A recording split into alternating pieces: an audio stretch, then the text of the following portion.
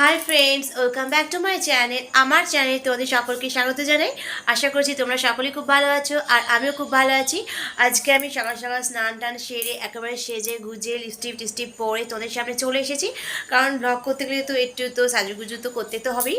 তো আজকে কোনো ব্লগ নয়, আজকে আমি একটা জিনিস পরিষ্কার করব। আর সেটা নিশ্চয়ই তোমরা থাম্বনেল দেখেই বুঝতে পেরে গেছো। হ্যাঁ, আজকে আমি আমার ছোট্ট প্রিয় ফ্রিজটাকে পরিষ্কার কীভাবে করি সেটা তোমাদের সঙ্গে শেয়ার করব। আশা করছি তোমাদের সকলের খুব ভালো লাগবে। আর ভিডিও যদি ভালো লেগে থাকে অবশ্যই অবশ্যই একটা লাইক আর কমেন্ট করে দেবে। আর হ্যাঁ, আমার চ্যানেল যারা নতুন সদস্য তারা চ্যানেলটাকে অবশ্যই অবশ্যই সাবস্ক্রাইব করে দেবে। তো চলো দেখতে থাকো। তো বন্ধুরা, সকাল সকাল তোমাদের সামনে চলে এসেছি ফ্রিজ পরিষ্কার করতে। আর তোমাদের সঙ্গে শেয়ার করছি, আশা করছি তোমাদের সকলের ভালো লাগবে। আমি প্রথমে এই দেখো আইস ট্রেটা দেখো ভালোই ময়লা হয়েছে, হলুদ আয়রন পড়েছে। ভালো করে আজকে পরিষ্কার করব, তোমরা সঙ্গে থাকো, দেখতে থাকো। আর দেখো ফ্রিজের মধ্যে আছে 3টে ডিম আছে, আর পিনাট বাটার আছে, আর আছে পাতিলেবু প্লাস্টিকের মধ্যে রেখে দিয়েছি, আর কিচেন সস আছে, আর এই দেখো চিলি সস সয়া সস চাউমিনে লাগে, আর আছে একটা জলপাই পুরো কালো হয়ে গেছে। এই দেখো কিছু লুজ পাতিলেবু আছে, আর আছে আপেল মুসাম্বি লেবু। শীতকালে মৌসুমি ফল খাওয়া খুবই ভালো শরীর পক্ষে। আমাদের ফ্রিজে তো সবসময়ই ফল থাকে। যদিও মুসাম্বি লেবুটা শীতকালীন ফল না, তবুও মুসাম্বি লেবুটা সবসময় আমাদের ফ্রিজে থাকে, কারণ আমার ছেলে এটা প্রতিদিন মুসাম্বি লেবুর রস খায়। আর দেখো ফ্রিজের মধ্যে আছে ফুলকপি, টমেটো, গাজর, আর আছে আধখানা মূলো, আর কিছু বিনসও আছে। এগুলো আমি সব এক এক করে বার করে নিয়ে ফ্রিজটাকে পুরো খালি করে দেবো। প্রত্যেক মাসে মাসে ফ্রিজটা পরিষ্কার করি, যতটুকু পারি আমি ফ্রিজটা পরিষ্কার রাখার চেষ্টা করে থাকি। ফ্রিজের মধ্যে আমরা রান্না করা খাবার দাবার রাখি না। রান্না করা খাবার দাবার ফ্রিজের মধ্যে রেখে সেটাকে আবার পুনরায় গরম করে খাওয়াটাও শরীরের পক্ষে উপকার না, আর সেটার খাদ্যগুলো নষ্ট হয়ে যায়। তো বন্ধুরা, তো দৈনন্দিন জীবনে আমাদের মাঝে মধ্যে প্রায় খাবার দাবার যেটা বেশি থাকে সেটা আমাদের রাখতে হয়, কিছু করার নেই, কিন্তু তবুও যতটা পারি অ্যাভয়েড করার চেষ্টা করে থাকি। তো বন্ধুরা, ফ্রিজের মধ্যে থেকে যাবতীয় খাবার দাবার বার করে নিয়েছি। এবার বোতল রাখার র্যাকটা সেটা খুলে নিচ্ছি পরিষ্কার করব বলে, কারণ এটা খুলে নিয়ে পরিষ্কার করলে পরিষ্কারটা আরও ভালো হয়।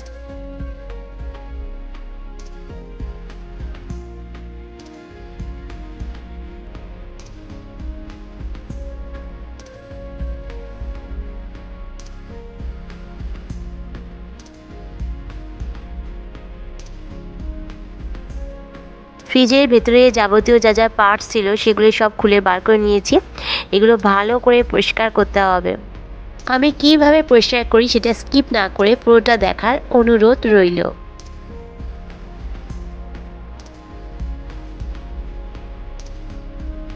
পরিষ্কার করার জন্য আমি এখানে একটা পরিষ্কার ন্যাকড়া নিয়ে নিয়েছি।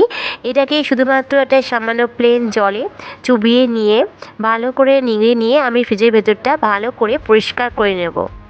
তো বন্ধুরা, তোমরা সঙ্গে থাকো, দেখতে থাকো, প্লিজ কেউ স্কিপ করবে না।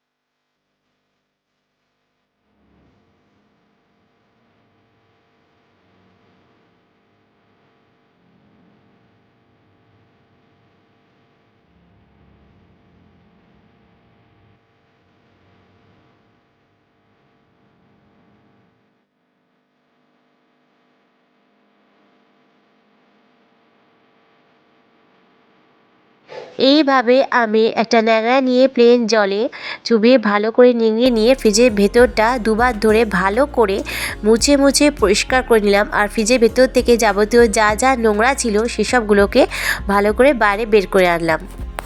প্রথম স্টেপে আমি পরিষ্কার ন্যাকড়া নিয়ে ফ্রিজের ভেতরটা ভালো করে দুবার ধরে পরিষ্কার করে নিলাম, যাতে ফ্রিজের ভেতরে কোনো রকম ময়লা যেন না থাকে।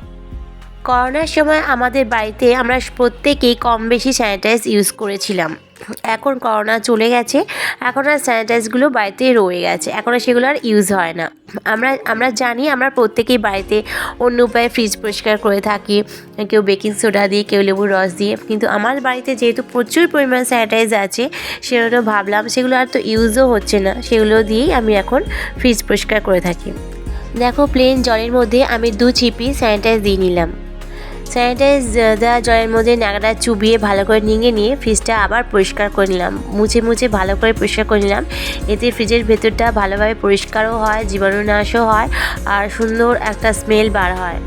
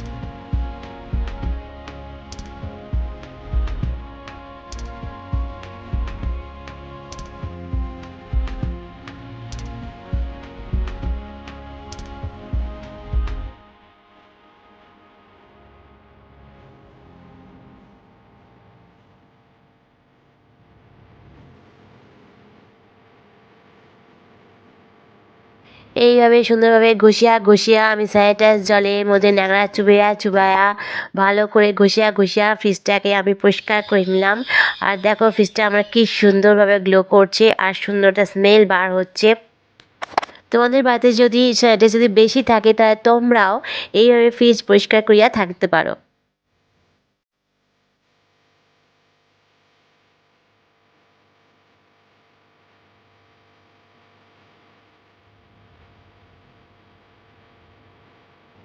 এটা তো গেল ফ্রিজের ভেতরটা, এবার ফ্রিজের বাইরেটাও তো পরিষ্কার করতে হবে, সেই জন্য আমি একটা পরিষ্কার শুকনো ন্যাকড়া নিলাম। এবার পরিষ্কার শুকনো ন্যাকড়ার মধ্যে আমি স্যানিটাইজ স্প্রে করিয়া এবারে আমি ফ্রিজটাকে এবার ঝকঝক চকচক করিয়া তুলিব।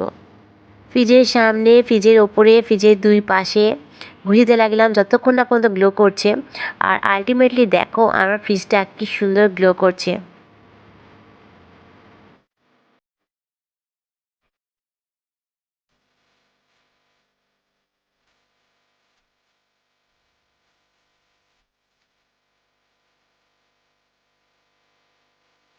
ও মা, দেখো আলটিমেটলি আমার ফ্রিজটা গ্লো করছে, কত সুন্দর লাগছে।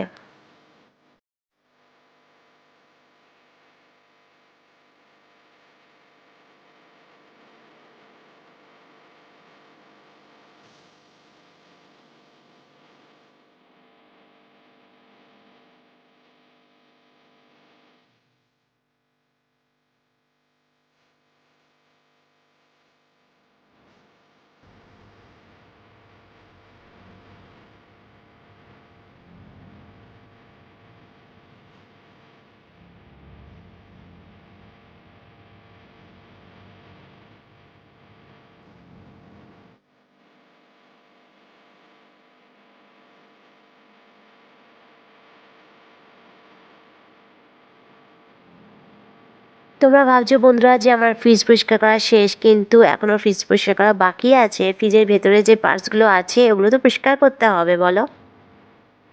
আমি একটু সার্ফ আর স্কচব্রাইট নিয়ে আর ফ্রিজের ভেতরের পার্টসগুলো নিয়ে আমি বাথরুমে চলে এসেছি।